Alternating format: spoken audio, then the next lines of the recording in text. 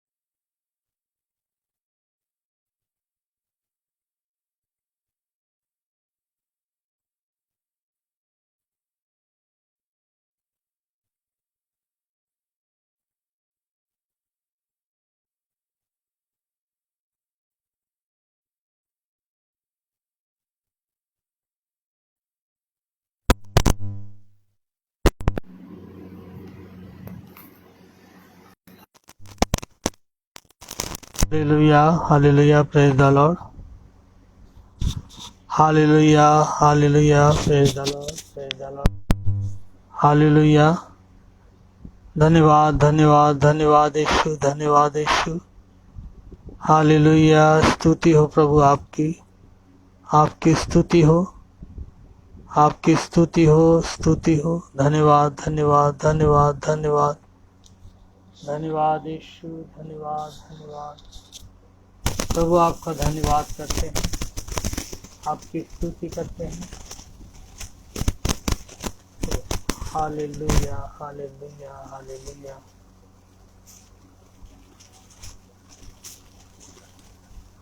Okay okay.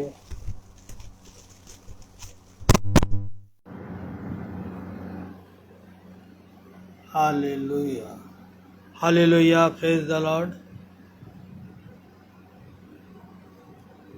Praise the Lord. प्रभु आपका धन्यवाद करते हैं। हालेलुया हालेलुया, धन्यवाद धन्यवाद धन्यवाद धन्यवाद। Hallelujah, praise the Lord. आशा करते हैं वो आवाज़ आ रही होगी। धन्यवाद, स्तुति हो प्रभु, आपकी स्तुति हो। Hallelujah hallelujah. Okay, thank you sister, thank you, thank you, धन्यवाद धन्यवाद। Okay, thank you thank you thank you, आप सबको थैंक यू। आइए हम सब परमेश्वर के वचन की ओर चलेंगे और परमेश्वर के वचन के द्वारा हम सब सीखेंगे आज की शाम एक बार फिर से कि परमेश्वर आज की शाम हमसे क्या बात करना चाहता है। आज भी मेरा जो विषय है वो प्रार्थना है और आज हम सीखेंगे। पिछली बार हमने देखा था कि प्रार्थना जो है वो हमारे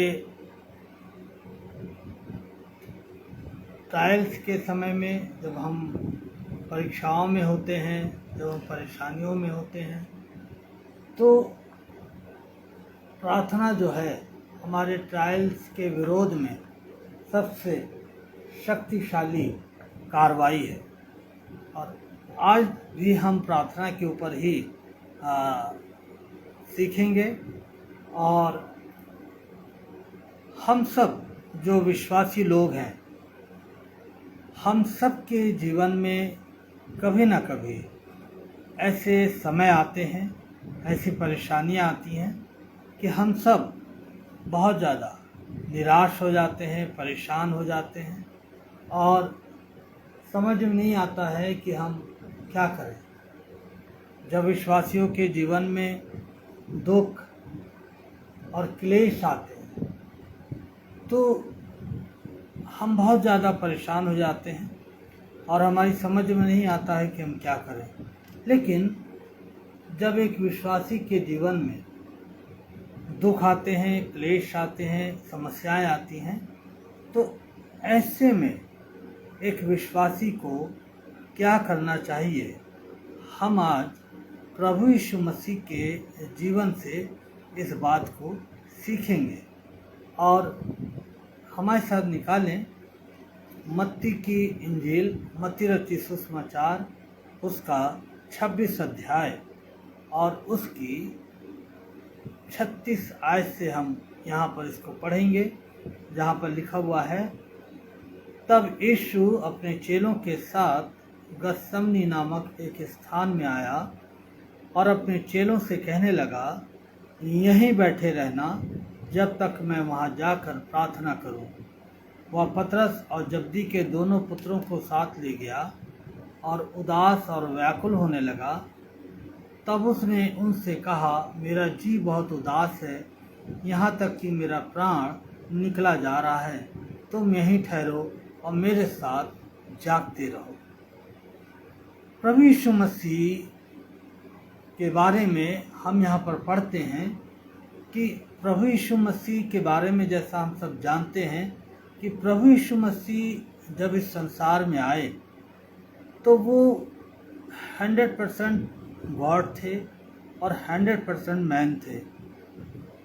तो जब उनके जीवन में दुख आया, जब वो समय उनके जीवन में आया जब उन्हें उस क्रूस की दर्दनाक मृत्यु को सहना था या उस क्रूस के ऊपर उनको चढ़कर समस्त मानव जाति के पापों के लिए अपना बलिदान करना था, ऐसे समय में हम देखते हैं कि प्रभु यीशु मसीह ने क्या किया। सबसे पहली बात, जब यीशु मसीह के जीवन में दुख आए, क्लेश आए, तो यीशु मसीह ने सबसे पहला काम जो किया वो ये किया कि वे प्रार्थना की ओर मुड़े। उन्हें मालूम था कि इस संकट की घड़ी में यदि मुझे कहीं भी शांति मिल सकती है, ढाढ़स मिल सकता है, तो वो है प्रार्थना। और प्रभु यीशु मसीह प्रार्थना में क्या हुए, अपने पिता के पास गए। और आज हम जो विश्वासी लोग हैं, जब हमारे जीवन में और आपके जीवन में भी जब समस्याएं आती हैं, दुख आते हैं, क्लेश आते हैं, तो हमें भी प्रार्थना में परमेश्वर की ओर मुड़ना चाहिए। ये बात प्रभु यीशु मसीह हमें और आपको सिखाते हैं। और हम देखते हैं मत्ती रचित सुसमाचार उसके 26 अध्याय और 36 पद में यहाँ पर लिखा हुआ है, 26-36 में,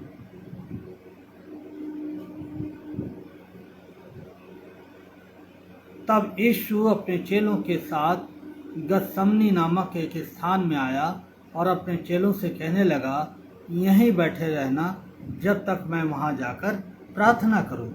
तो यीशु मसीह ने अपने दुख के समय में, अपनी परेशानी के समय में वो प्रार्थना की ओर मुड़ा और उसने उस गतसमनी के बाग में जाकर क्या करी, पिता से प्रार्थना करी। और हम देखते हैं बाइबल हमें बताती है 26 अध्याय के 38 और 37 पद में कि प्रभु यीशु मसीह की उस समय जो स्थिति थी वो बहुत ज़्यादा खराब थी, क्योंकि परमेश्वर का वचन कहता है कि वह पतरस और जब्दी के दोनों पुत्रों को साथ ले गया और वो बहुत उदास था। बाइबल बताती है कि वो बहुत उदास था। और दूसरी बात, वो बहुत ज़्यादा व्याकुल था। और तब उसने उनसे कहा कि मेरा जी बहुत उदास है, यहाँ तक कि मेरा प्राण जो है वो निकला जा रहा है। यीशु मसीह की जो स्थिति थी उस समय, जब क्रूस से पहले, बलिदान देने से पहले बाइबल बताती है कि वो बहुत उदास थे, बहुत ज़्यादा व्याकुल थे, उनके अंदर बड़ी व्याकुलता थी और उन्हें ऐसा लग रहा था कि उनका जो प्राण है वो निकल जाएगा। और ऐसे समय में यीशु मसीह जानते थे कि कहीं यदि उनको ढाढ़स मिल सकता है, कहीं शांति मिल सकती है, कहीं उनको परमेश्वर पिता की ओर से संतावना मिल सकती है, तो वो है प्रार्थना।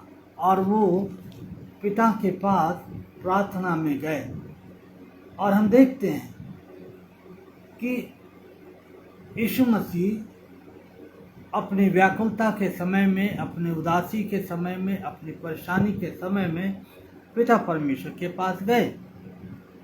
बाइबल में हम ऐसे बहुत सारे लोगों के बारे में पढ़ते हैं जो अपने जीवन में बहुत बार, जिन्होंने बीमारियों का सामना किया, समस्याओं का सामना किया, और ऐसे समय में उन्होंने प्रार्थना की ओर वो मुड़े और उन्होंने परमेश्वर से प्रार्थना करी। हम हिजकिय्याह राजा के बारे में पढ़ते हैं। पिछली बार मैंने आपको बताया था हिजकिय्याह राजा के बारे में।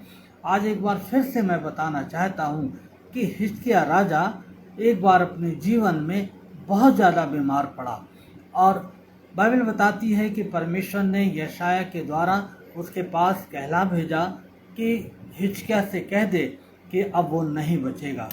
और यशायाह ने जाकर हिजकिय्याह से कह दिया कि जो कुछ तुझे आज्ञा देनी है अपने परिवारजनों को वो दे दे, क्योंकि अब तू नहीं बचेगा।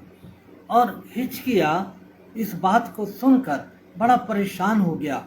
लेकिन ऐसी परेशानी के समय में, ऐसे संकट के समय में, जब मृत्यु सामने खड़ी है, हिजकिय्याह ने एक काम किया कि वो अपने घर, अपने महल की कोठरी में गया और उसने भीत की ओर मुंह कर कर परमेश्वर से प्रार्थना करी।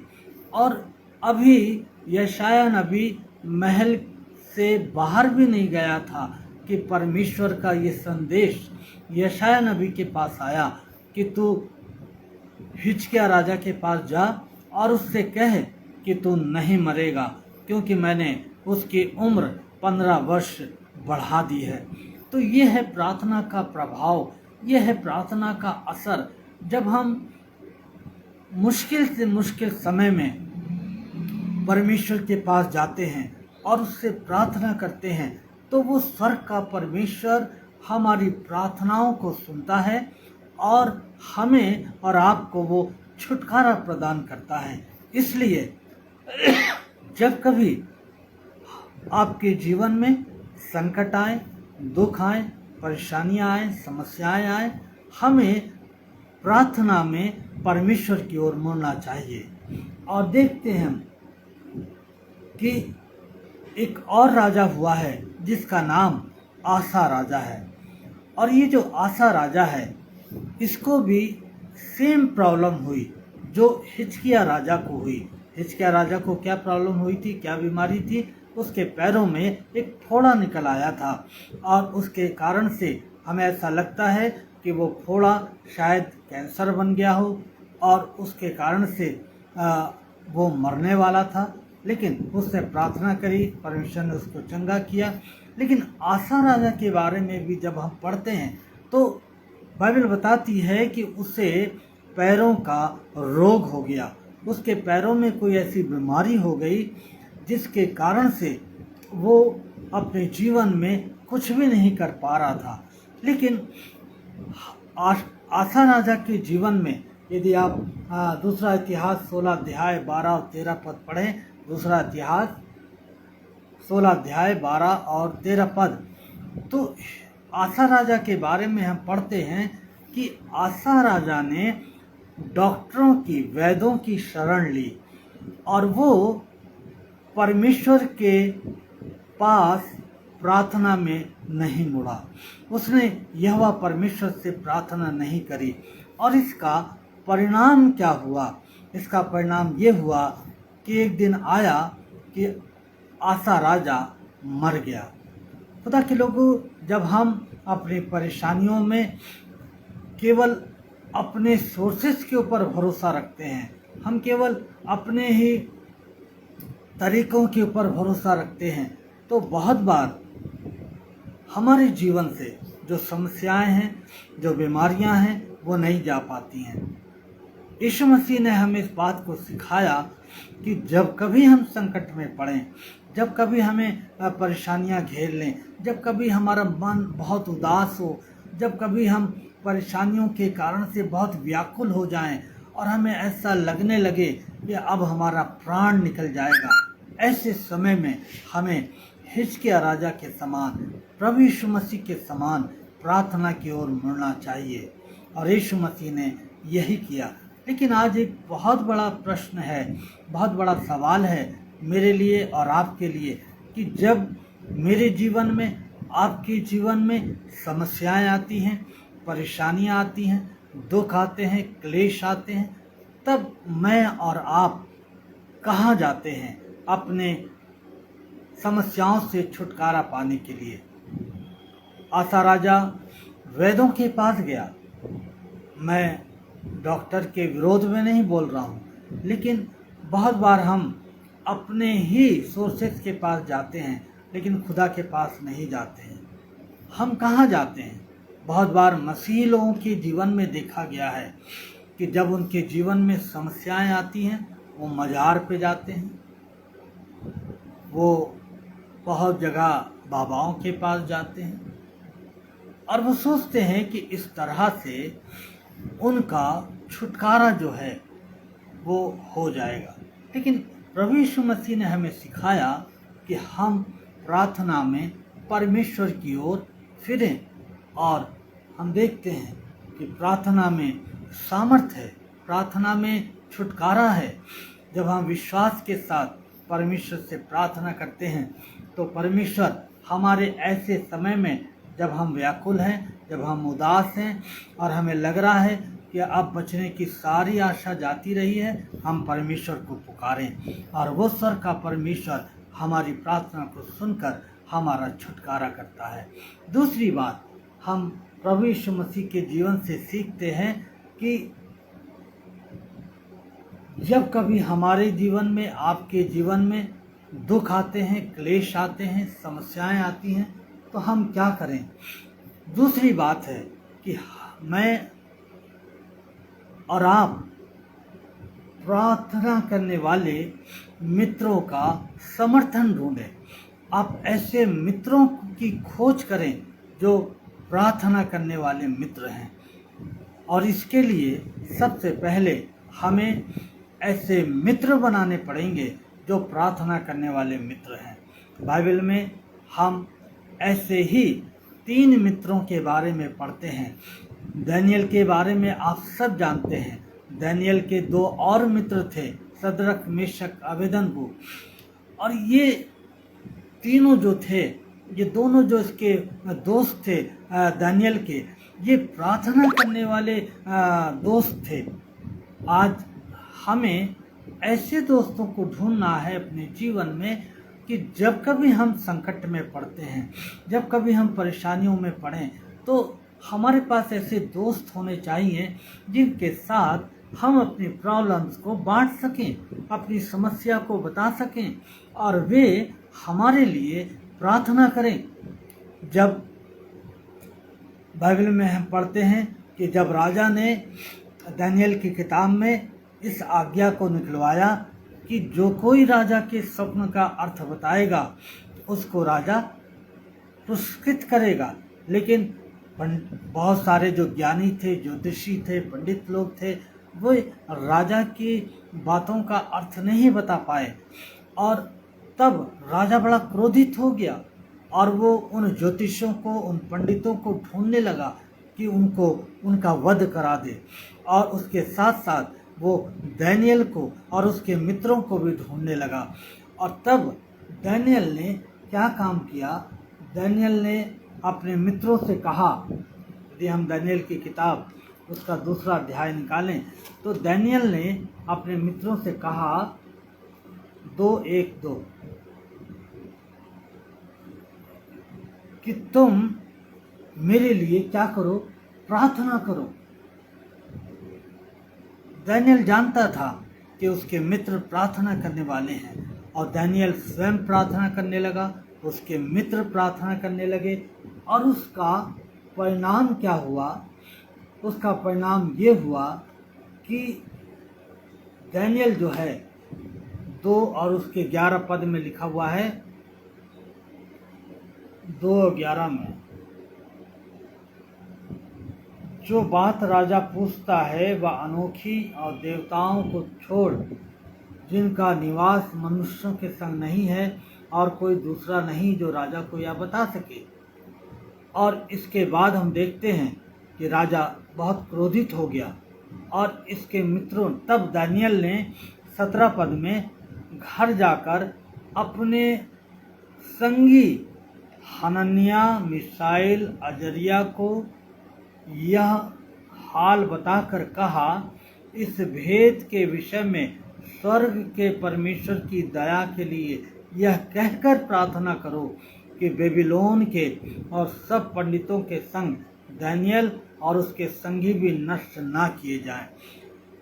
दानियल ने अपने मित्रों से कहा कि तुम प्रार्थना करो और इसका परिणाम क्या होता है हम देखते हैं 17 पद में से आगे 18 पद में कि दानियल और उसके मित्र जब प्रार्थना करने लगे तो हम 19 आयत में देखते हैं, तब भेद दानियल को रात के समय दर्शन के द्वारा प्रकट किया गया। तब दानियल ने स्वर्ग के परमेश्वर का यह कहकर धन्यवाद किया कि परमेश्वर का नाम युगानुयुग धन्य है। जब दानियल ने और दानियल के मित्रों ने प्रार्थना करी, परमेश्वर ने स्वर्ग में से दानियल और उसके मित्रों की प्रार्थना को सुन लिया। 19 पद कहता है दूसरे अध्याय का दानियल के कि तब वह भेद दानियल को रात के समय दर्शन के द्वारा प्रकट किया गया। तब दानियल ने स्वर्ग के परमेश्वर का यह कहकर धन्यवाद किया कि परमेश्वर का नाम युगायुग धन्य। हमारा परमेश्वर हमारी जटिलताओं में, हमारी मुश्किलों में, ऐसे समय में भी जब मृत्यु की तलवार हमारे ऊपर टंगी हो, ऐसे समय में भी जब हम प्रार्थना करते हैं, परमेश्वर ऐसे समय में भी हमें बचाने की सामर्थ्य रखता है और हमारी प्रार्थनाओं का जवाब देता है। उसने दानियल की प्रार्थना का जवाब दिया, उसके मित्रों की प्रार्थना का जवाब दिया और इस तरह दानियल और उसके मित्र राजा की उस आज्ञा से, जो मृत्यु की आज्ञा थी, उससे वो बचा लिए गए। क्यों बचा लिए गए? क्योंकि दानियल जानता था कि प्रार्थना करने वाले मित्र जब प्रार्थना करेंगे तो परमेश्वर जरूर प्रार्थना को सुनेगा। और यीशु मसीह ने क्या करा कि वो प्रार्थना करने वाले मित्रों का उसने समर्थन ढूंढा। यीशु मसीह ने 37 पद में हम पढ़ें यदि मत्ती 26 और 37, और यहाँ पर लिखा हुआ है 26-37 में परमेश्वर का वचन हमें बताता है कि वह पतरस और जब्दी के दोनों पुत्र को साथ ले गया। यहाँ पर हम देखते हैं कि यीशु मसीह के जीवन में जब संकट आया, जब वो व्याकुल हो गया, उदास था, उसने अपने मित्रों का समर्थन ढूंढा। वो जो उसके चेले थे, जो उसके साथ रहा करते थे, जो उसके साथ प्रार्थना किया करते थे, उसने उनका साथ ढूंढा और वो किनको ले गया? पतरस को और जब्दी के दोनों पुत्रों को ले गया। और चेलों से उसने क्या कहा कि तुम यहीं ठहरे रहो और मेरे साथ जागते रहो, अर्थात मेरे साथ तुम प्रार्थना करते रहो। तो यीशु मसीह ने भी अपने दुख के समय में क्या करा? प्रार्थना करने वाले मित्रों का समर्थन ढूंढा। और मालूम है आपको, जब यीशु मसीह ने प्रार्थना करने वाले मित्रों का समर्थन ढूंढा तो क्या हुआ? वो यीशु मसीह जो अभी तक बहुत व्याकुल थे, बहुत उदास थे, जिन्हें लग रहा था मेरा प्राण निकल जाएगा, बाइबल बताती है कि सामर्थ देने वाला स्वर्गदूत आया और यीशु मसीह को उसने सामर्थ दी। हम देखते हैं कि जब हम प्रार्थना करते हैं किसी विशेष बात को लेकर, जब हम अपने आप में कमज़ोर होते हैं, परमेश्वर अपने स्वर्गदूतों को हमारे लिए और आपके लिए भेजता है। और वो क्या करते हैं? वो हमें सामर्थ देते हैं, क्योंकि परमेश्वर के वचन में लिखा हुआ है कि जब यीशु मसीह प्रार्थना करने लगे कि हे मेरे पिता, यदि हो सके तो यह कटोरा मुझसे टल जाए, तो अभी जैसा मैं चाहता हूँ वैसा नहीं, जैसा तू चाहता वैसा ही हो। फिर उसने चेलों के पास आकर उन्हें सोते पाया और कहा, क्या तुम मेरे साथ एक घड़ी भी ना जाग सके? जागते रहो, प्रार्थना करते रहो कि तुम परीक्षा में ना पड़ो। और यीशु मसीह के बारे में हम देखते हैं कि जब यीशु मसीह प्रार्थना कर रहे थे तो सामर्थ देने वाला एक स्वर्गदूत जो है उनके पास आया और उनको उसने सामर्थ दी। और यीशु मसीह ने प्रार्थना में वो बल प्राप्त किया, वो शक्ति प्राप्त करी, वो हियाव प्राप्त किया कि वो उस क्रूस की मृत्यु को जिसे वो उठाने जा रहे थे, उसको उन्होंने बहुत ही निर्भयता के साथ, बिना डरे हुए स्वयं से उस बलिदान को उन्होंने दिया। तो हम देखते हैं कि हमारी परेशानियों में जब हम प्रार्थना में परमेश्वर की ओर फिरते हैं तो और परमेश्वर से मांगते हैं, तो परमेश्वर हमें शक्ति देता है, सामर्थ देता है और हमें इस योग्य करता है कि हम उन परेशानियों का, उन समस्याओं का, उन क्लेशों का, दुखों का सामना करने पाते हैं। और हम यहाँ देखते हैं कि प्रभु यीशु मसीह ने प्रार्थना करने वाले मित्रों का समर्थन ढूंढा। हमें भी अपने क्लेश के समय में प्रार्थना करने वाले मित्रों का समर्थन ढूंढना चाहिए। लेकिन सवाल यहाँ पर भी एक पैदा होता है कि हमने अपने लिए कैसे मित्र बना रखे हैं। आज इस संसार में बहुत सारे मित्र हैं जो अच्छे समय में शायद आपके साथ बने रहें, शायद आपके मित्र ऐसे हों जो प्रभु को ना जानते हों और वो केवल सांसारिक मित्र हों, और शायद आपने ऐसे मित्र अपने लिए बना रखे हों। और ऐसे मित्र हमारी संकट की घड़ी में हमारी कुछ भी सहायता नहीं कर सकते। हमें ऐसे मित्र बनाने चाहिए जो प्रभु से प्यार करने वाले हों और प्रार्थना करने वाले हों, और तब हम पाएंगे कि हमारी संकट की घड़ी में वो हमारे लिए बहुत बड़ा सहायता का कारण बनेंगे। तो हम यहाँ पर देखते हैं कि जब हम प्रार्थना में परमेश्वर की ओर मुड़ते हैं, मैं पास्टर जी आपका स्वागत करता हूँ, धन्यवाद देता हूँ, प्रभु आपको आशीष दे। यहाँ पर हम देखते हैं कि दानियेल ने जब ऐसे मित्रों को ढूंढा प्रभु यीशु मसीह ने, तो उसको सामर्थ्य मिली। आगे हम देखते हैं कि जब हमारे जीवन में संकट आते हैं, परेशानियां आती हैं, तो हमें क्या करना चाहिए। तो तीसरी बात है, आप परमेश्वर के पास जाएं और उससे कहें कि प्रभु आप हमारे स्वर्गीय पिता हैं। जिस तरह से हमारे जो सांसारिक पिता हैं, जब हम परेशानियों में पड़ते हैं, आवश्यकताओं में पड़ते हैं, दुर्बलताओं में पड़ते हैं, हमारे सांसारिक पिता क्या करते हैं? हमारी सहायता करते हैं और हमें उन सारी चीज़ों से छुड़ाते हैं। इसी तरह से हमारा स्वर्गीय पिता भी है जो हमसे अत्यधिक प्रेम करता है। और जब हम अपने स्वर्गीय पिता के पास जाते हैं तो क्या होता है, प्रभु यीशु मसीह ने प्रार्थना करी 26 उसके 42 पद में, मत्ती 26:42 में उसने कहा, 26:42 में, फिर उसने दूसरी बार जाकर प्रार्थना की, हे मेरे पिता, यदि यह मेरे पिए नहीं हट सकता तो तेरी इच्छा पूरी हो। अब उसने कहा, हे मेरे पिता, हमें भी अपने स्वर्गीय पिता के पास जाना चाहिए इस विश्वास के साथ कि हमारा स्वर्गीय पिता हमारे लिए सब कुछ करने की सामर्थ्य रखता है। हमारा स्वर्गीय पिता हमारे लिए सब कुछ करने की सामर्थ्य रखता है और वो हमें छुड़ाने की सामर्थ्य रखता है। और हमें इस विश्वास से अपने पिता के पास जाना चाहिए कि हमारा स्वर्गीय पिता हमारी चिंता करता है, जैसे हमारा संसारिक पिता हमारी चिंता करते हैं, वैसे हमारा स्वर्गीय पिता भी हमारी चिंता करता है।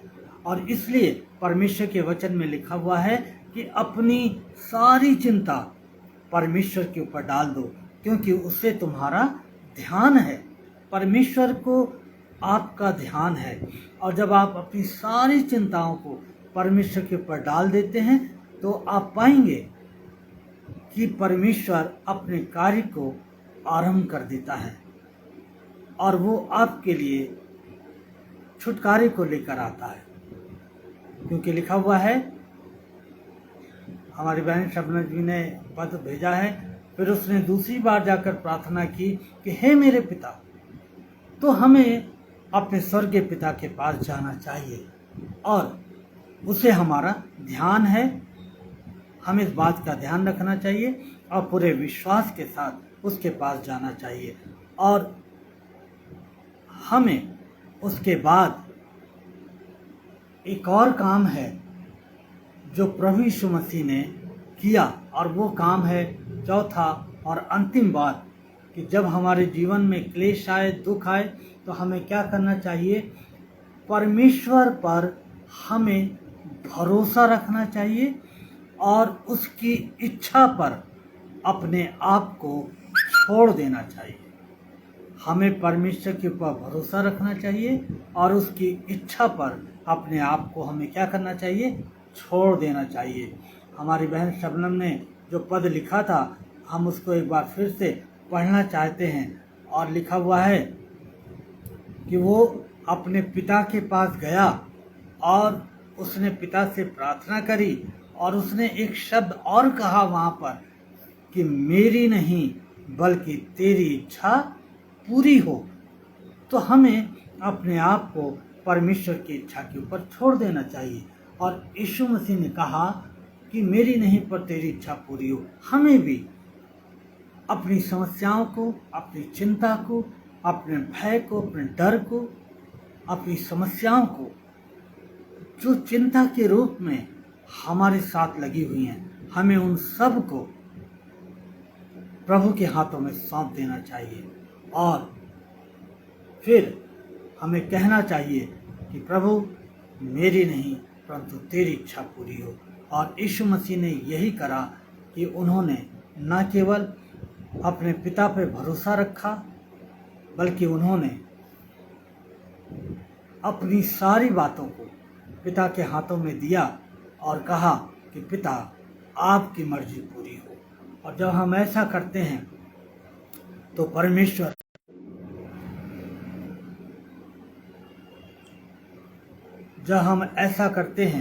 परमेश्वर हमारे लिए वो करता है जो शायद हम अपने लिए नहीं कर सकते।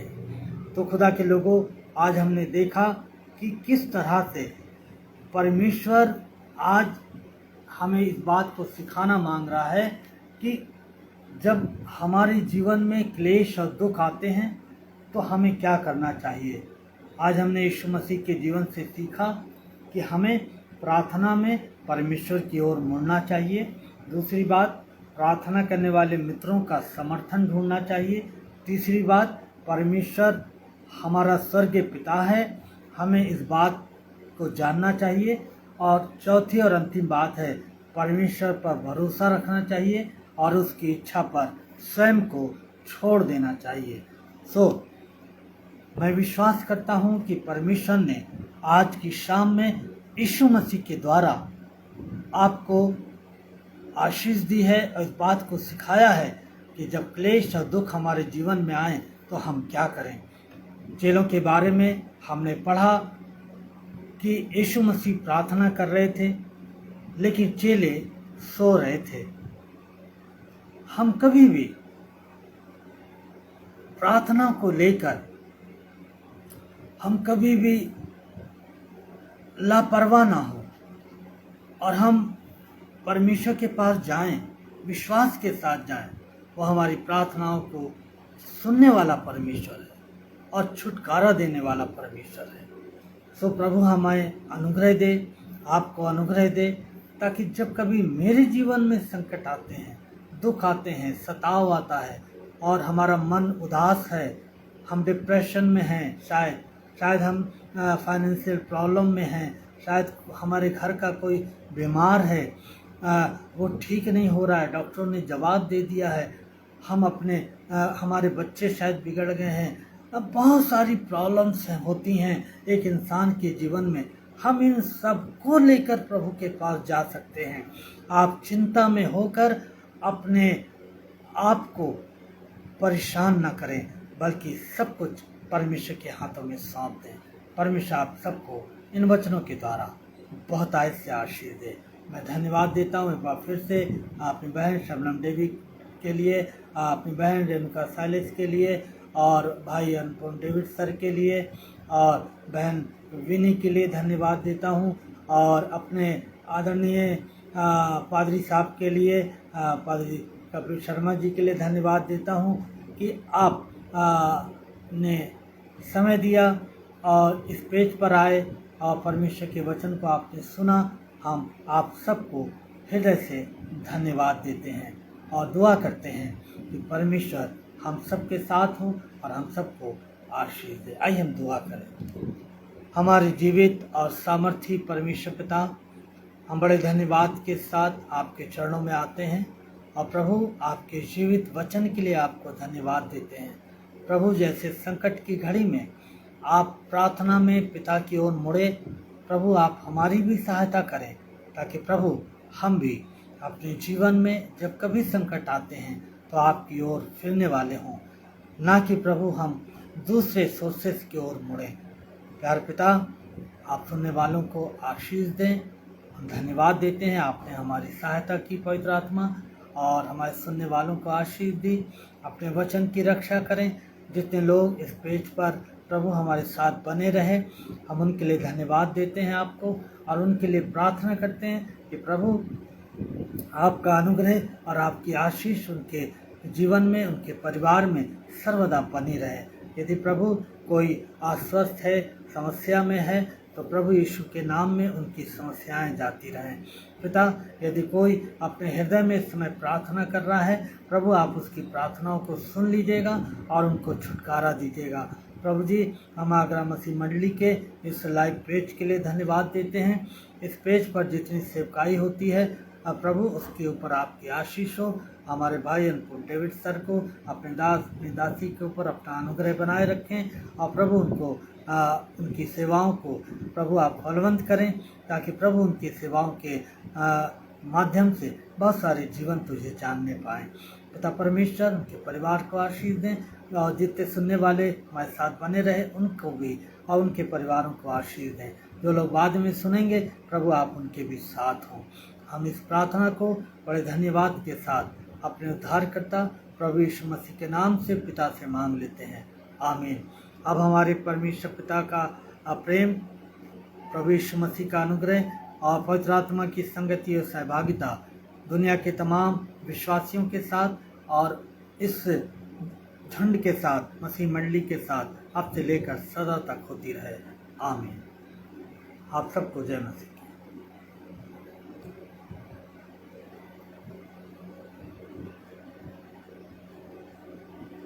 आप सबको जय मसीह की।